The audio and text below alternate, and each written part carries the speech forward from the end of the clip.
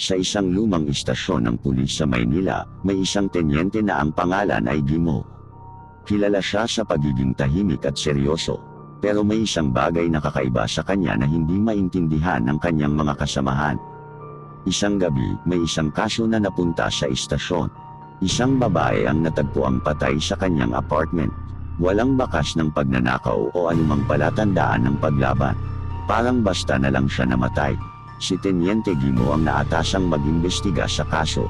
Pumunta siya sa apartment ng biktima at nagsimulang maghanap ng mga clue. Tiningnan niya ang bawat sulok, bawat gamit, pero wala siyang makita. Pero may isang bagay na nakakuha ng kanyang pansin. Sa ilalim ng kama ng biktima, may isang lumang kahon. Binuksan niya ito at nakita niya ang isang larawan. Sa larawan, may isang babae na kamukha ng biktima, pero mas bata. Tinawag ni Tenyente Gimo ang kanyang mga kasamahan at ipinakita ang larawan. Nagulat sila dahil hindi nila kilala ang babae sa larawan. Sinabi nila na hindi ito kamag-anak ng biktima. Naging interesado si Tenyente Gimo. Sinubukan niyang alamin kung sino ang babae sa larawan.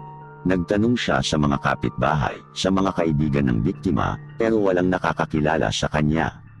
Isang araw, habang naghahanap siya sa mga lumang records ng istasyon, may nakita siyang isang kaso na halos kapareho ng kaso ng biktima. Isang babae rin ang natagpuang patay sa kanyang apartment, walang bakas ng pagnanakaw o anumang palatandaan ng paglaban. Ang nakakagulat, ang biktima sa lumang kaso ay kamukha rin ng babae sa larawan na nakita ni Tenyente Gimo sa apartment ng biktima.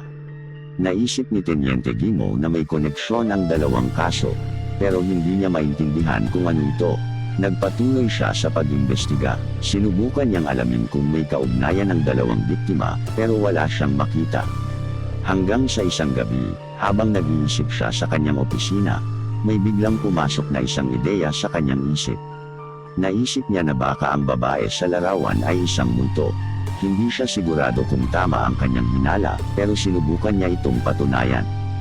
Pumunta siya sa sementeryo at hinanap ang puntod ng babae sa larawan. Nang makita niya ang puntod, nagulat siya. Nakasulat sa lapida ang pangalan ng babae at ang petsa ng kanyang kamatayan. Ang petsa ng kanyang kamatayan ay pareho sa petsa ng kamatayan ng biktima sa lumang kaso. Napatunayan ni Tenyente Gimo na ang babae sa larawan ay isang multo. Pero hindi pa rin niya maintindihan kung bakit siya nagpapakita at kung bakit namamatay ang mga babae na kamukha niya. Ipinagpatuloy ni Tenyente Gimo ang pag-imbestiga. Sinubukan niyang alamin kung ano ang koneksyon ng multo sa mga biktima. Hanggang sa isang